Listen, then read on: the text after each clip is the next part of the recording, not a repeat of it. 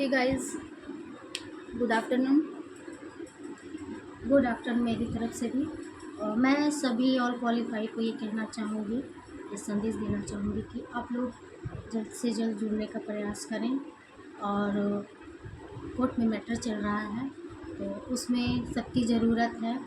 और अगर अभी आप साथ नहीं देंगे या फिर अभी आप नहीं जुड़ेंगे तो बहुत प्रॉब्लम में भी आ सकते हैं, क्योंकि कोर्ट का मैटर ऐसा है कि कुछ भी हो सकता है हमारे कमज़ोर पड़ने से। तो हम अपनी कमज़ोरी को क्यों दर्शाएं जब हम क्वालिफाई हैं और हमारी ज़रूरत है भी यहाँ। सिर्फ हालचाल डाल लेने से नहीं होता है, फ़ोन कर लेने से नहीं होता है, हर चीज़ में योगदान चाहिए। आप खुद भी जा सकते हैं, उनके साथ जुड़िए, उनके थ्रू जुड़िए। मैं इसलिए कहूँगी कि प्रीति भी बहुत मेहनत कर रही हैं क्वालिफाई लोगों के लिए, तो आप प्रीति के साथ जुड़िए। और मुझे इन पे ट्रस्ट है, मैं आई हूँ, इनसे मिली और बहुत हद तक मैंने हर चीज़ को समझ लिया है, बहुत बारीकी से समझ लिया है कि अभी जुड़ कर के अपने मैटर को अच्छे से रखने में हमारी भलाई है। यूनिटी बहुत ज़रूरी होती है, सिर्फ बोल देने से नहीं होगा। आप जहाँ कहीं भी क्वालिफाई लोग हैं, हमारी बात को सुन रहे हैं, आप आइए, जुड़िए बहुत पारदर्शिता के साथ। प्रीति अपनी बात को मेरे सामने रखी, मैंने हर चीज़ को जांच लिया, समझ लिया, मुझे लगा कि नहीं एकदम सही है। प्रीति हर चीज़ सामने से कर रही हैं, ऐसा तो नहीं है कि कर कुछ रही हैं, दिखा कुछ रही हैं, और सब कुछ जो भी कर रही हैं सबके सामने कर रही हैं।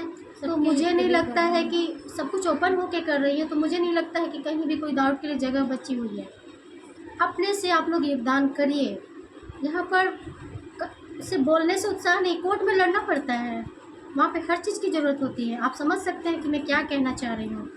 और जहाँ जहाँ एक दिन कोई कोर्ट में जाएगा तो दूसरा दिन वो बेड पकड़ लेगा, हालत उसकी खराब हो जाएगी। सारा दिन अभी तो आपकी 1.5-2 ज़रूरत घंटे है, का कोर्ट जाम में भी रहता है आपकी सिर्फ। ज़रूरत पड़ सकती है जिन और लोगों। मैं हर दिन कोर्ट जाती हूँ, हर दिन चीज़ों को समझती हूँ, हर अपडेट रखती हूँ। ये जिम्मेदारी सिर्फ प्रीति की नहीं है, वो उन हर लड़कियों की है, उन हर क्वालिफाइज की है जिन्होंने क्वालिफाई किया है।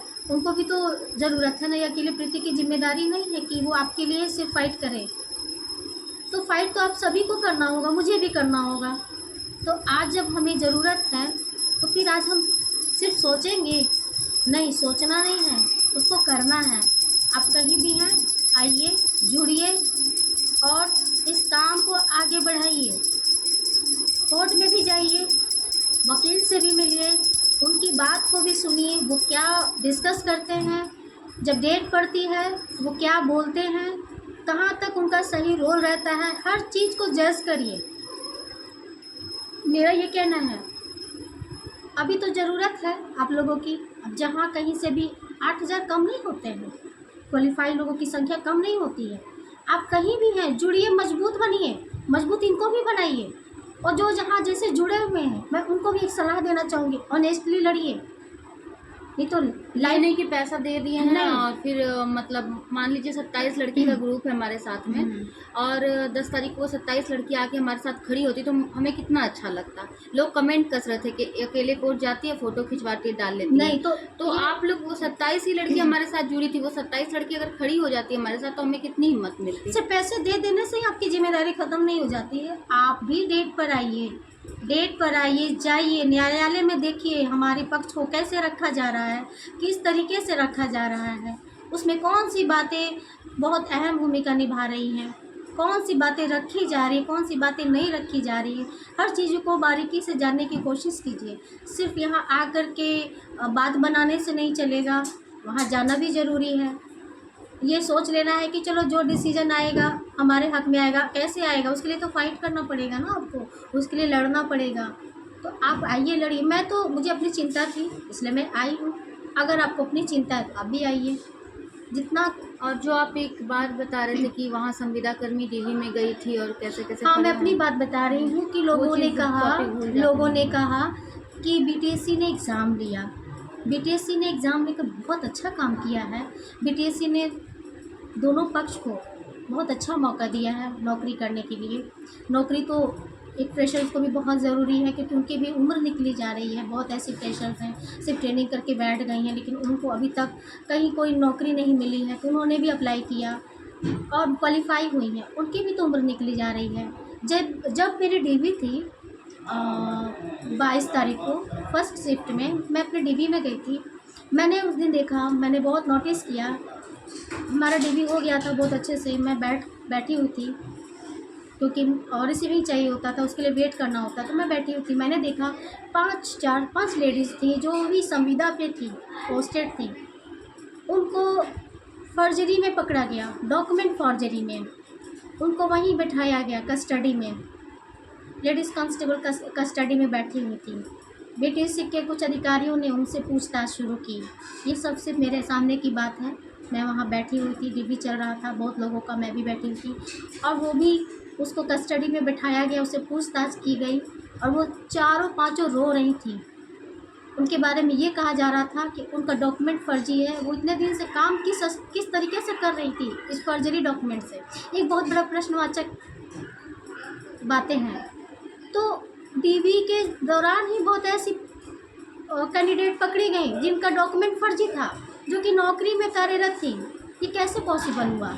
ठीक है, बीटीएससी ने अगर ठीक तरीके से जांच नहीं किया होता, एग्ज़ाम नहीं लिया होता, तो उनको फ्रेश कैंडिडेट या फिर फ्रेश क्वालिफाइड कैंडिडेट नहीं मिलते।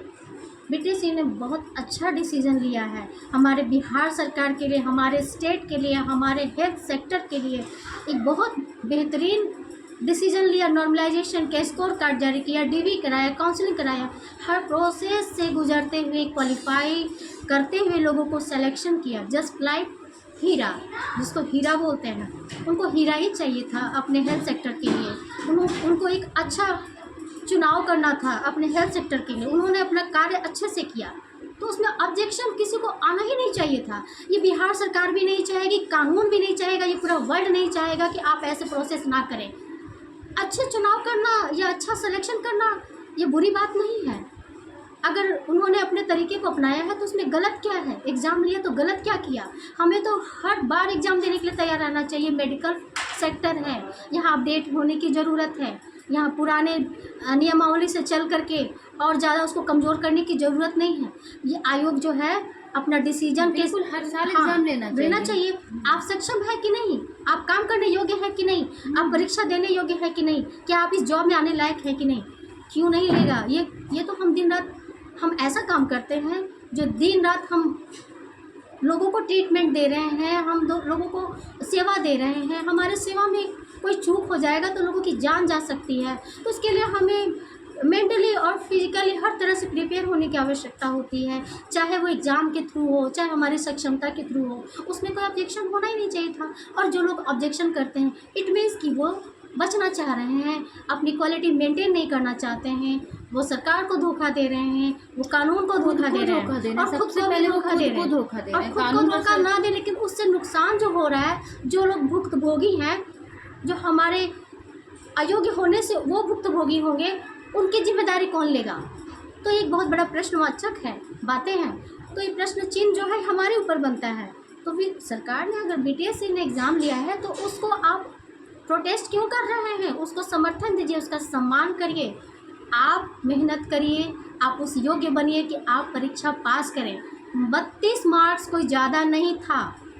आपको तोड़कर मरोड़कर ये सक्षमता आपको देनी थी कि हम कैपेबल हैं, कि हम नौकरी ले सकते हैं, हम जॉब कर सकते हैं। यानी आप अपनी कैपेबिलिटी को ख़त्म करके आप ये साबित कर रहे हैं कि हमको ऐसी ही नौकरी मिल जाए। ऐसे नौकरी नहीं मिलनी चाहिए। आने वाले समय में आपको सक्षम होना पड़ेगा, अपने कार्य से, अपने एजुकेशन से। आप दोनों तरफ से अगर सक्षम नहीं है तो आप नौकरी के लायक नहीं हैं। प्लस क्या है कि हमारे आईएएस अधिकारी जो हैं, हमारे के पाठक, शिक्षा के स्तर को उन्होंने बहुत अच्छे से ऊंचा उठाया। जब उन्होंने ऊंचा उठाया तो बहुत ऑब्जेक्शन आया था, लेकिन उनका उठाया हुआ कदम हमारे बिहार स्टेट के लिए बहुत अच्छा साबित हुआ। हमारे शिक्षा को बहुत अच्छा प्रोग्रेस मिला। तो फिर स्वास्थ्य में क्यों नहीं? स्वास्थ्य एक बहुत अहम विषय है, स्वास्थ्य एक बहुत अहम सेक्टर है। इसको डिनाई कैसे कर सकते हैं, इसको इग्नोर कैसे कर सकते हैं? इसको कानून भी डिनाई नहीं करेगा और इसको पूरा वर्ल्ड डिनाई नहीं करेगा।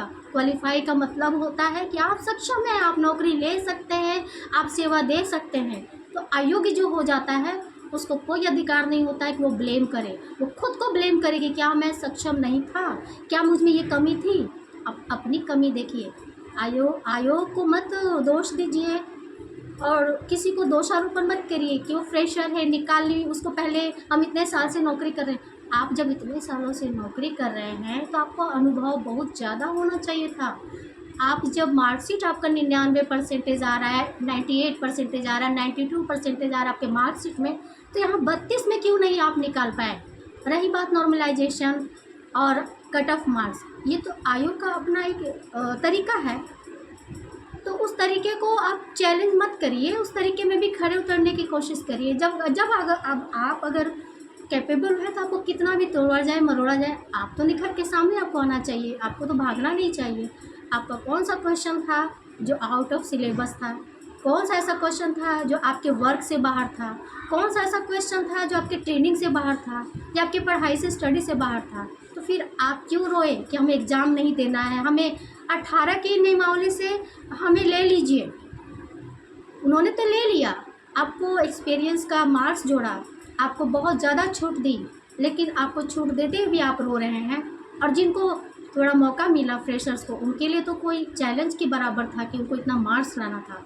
उन्होंने कभी ऑब्जेक्शन नहीं किया कि हमें मार्क्स ले लीजिए, हमारे मार्क्स इतने आए हमें ले लीजिए, उन्होंने कभी कुछ नहीं कहा। आप क्यों कर रहे हैं कि हमें मार्क्स ले लीजिए? तो बात दोनों के लिए होनी चाहिए। आपको छूट मिली, उनको परीक्षा में बैठने का अवसर मिला, तो उनको नौकरी मिलनी चाहिए क्योंकि क्वालिफाई उन्होंने भी किया है। सीधी सी बात है, जो स्टडी करेगा, जो मेहनत करेगा, चाहे वो अपने वर्क में कर रहा हो चाहे अपनी पढ़ाई से कर रहा हो, उसको ही अब योग्यता अपनी साबित करनी होगी कि वो नौकरी के लायक है।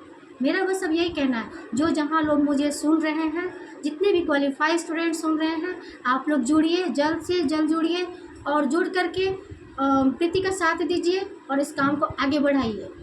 बस मुझे यही कहना है और कुछ भी मुझे नहीं कहना है। मैं हमेशा क्वालिफाई के साथ हूँ, हमेशा रहूँगी। मैं भी संविदा पर हूँ लेकिन मैं क्वालिफाई के साथ हूँ।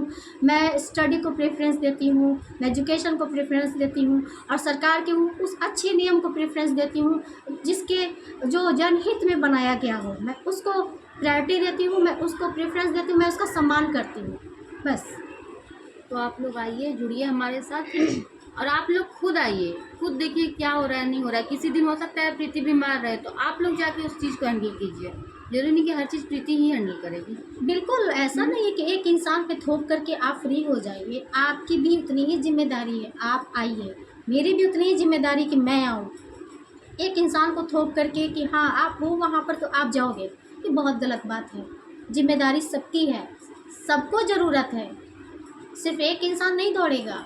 इनको भी कोई ज़रूरत नहीं थी कितना ये मेहनत करें, लेकिन जो क्वालिफ़ाई किया होता है उसको थोड़ा सा लगता है कि मेरी नौकरी है, मैंने क्वालिफ़ाई किया, मैंने मेहनत किया है, मुझे और मेहनत करने की ज़रूरत है, थोड़ा बढ़ने की ज़रूरत है। अपने हक़ को छीना जाता है, क्योंकि हक़ इनका जेन्युइन है तो लड़ाई तो लड़नी पड़ेगी।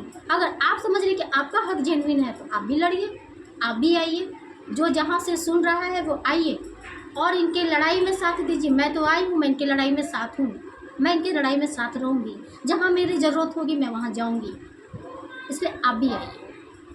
ठीक है, धन्यवाद।